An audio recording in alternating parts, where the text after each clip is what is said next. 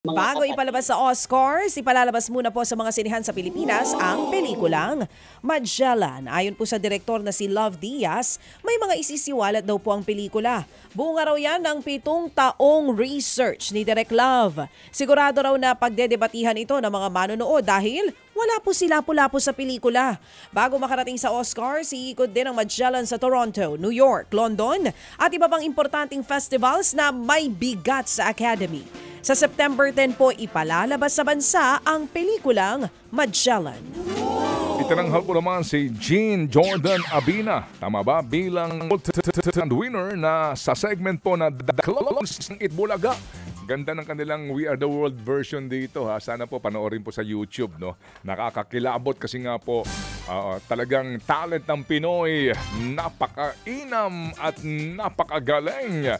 Ipinamalas po ni Jean ang kanya pong galing sa pag-awit at pag-clone ng boses ng American musician na si Karen Carpenter.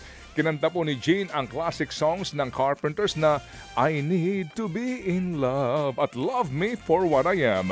Plakado rin po ang kanyang pagka-Karen Carpenter sa kantang Baby One More Time ni Britney Spears at Itbulaga theme song. Nag-uwi po si Jean ng ₱250,000 at trip for 2 tickets sa isang Asian destination. Tinanghal po naman na first runner-up ang clone ni Gary Valenciano na si Lucky Robles. Habang second runner-up po naman at Dapper Cat's Choice ang ka-voice ni Matt Monroe na si Roel Carino. Yung isa clone ni Sir Alan Kay. Ayun no. Di ba? Ayos, daming nag-aabang dito. Pero ito mga kapatid. Panoorin po ninyo yung pong We Are the World version po ng mga clones. Ayan, alright? Sige. Ito na mga kapatid. Walang clone. Walang clone si Alan Kay doon? Ay, sorry. Akala ko clone ni Sir Alan. Sige. Kamukha. Ito muna. Magkakaroon naman po ng Manila premiere ang The Bodyguard, the musical. Simula po yan sa September 26. Gaganapin yan sa Proscenium Theater sa Rockwell sa Makati. Gaganap po bilang si Rachel Maron. Si Christine Aliado na pinakasikat noon ni Whitney Houston. Ang British actor naman na si Matt Blaker gaganap bilang bodyguard na si Frank Farmer na unang ginampanan ni Kevin Costner sa 1992 blockbuster film. Tampok nga po dyan ang Whitney Houston hits tulad ng I Will Always Love You at I Wanna Dance With Somebody. Mabibili po ang tickets sa Ticket World website at sa Power Plant Mall Cinema.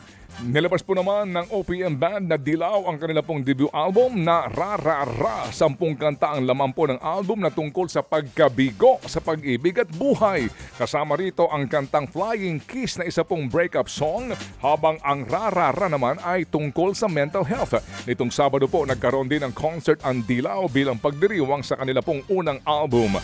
Kilala ang Dilaw sa hit song nilang Uhaw. Samantala, gusto raw makatrabaho ng child actress at Saving Grace star na si Zia Gray, sina Coco Martin at Catherine Bernardo. Ayon kay Zia, gusto niyang makasama sa proyekto si Coco dahil marami raw ang nagsasabing magkamukha nga sila. Sa tingin daw niya, cute silang magsama sa isang proyekto. Si Catherine naman, gusto niyang makatrabaho dahil magaling itong umarte mula noong bata pa siya. Umaasa rin daw si Zia na makakasama niya ulit si Julia Montes, na bida rin noon sa Saving Grace. Mga kapatid, brothers and sisters, saan ka pa? Dito na tayo sa totoo.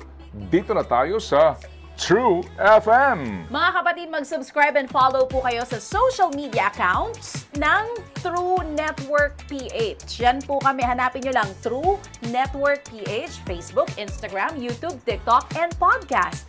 Mapa Apple or Spotify man yan, mahahanap nyo kami. Lahat ng mga napapanood at napapakinggan nyo po sa programa, nasa social media accounts namin yan. So paano mga kapatid? See you sa social media!